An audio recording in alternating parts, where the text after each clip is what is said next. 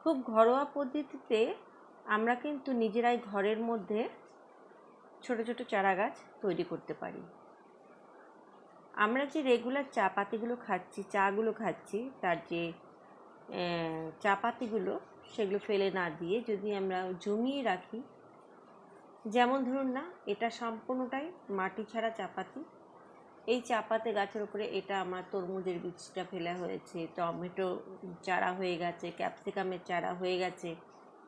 আমি ঠিক এইভাবেই আমি আমার ছাদ বাগানের সমস্ত চারাগুলো তৈরি করি, তবে কোনো বড় টবে নয়, ছোট ছোট টবে। তাতে কি হয়, কোনো ফাঙ্গাস ধরার চান্স থাকছে না।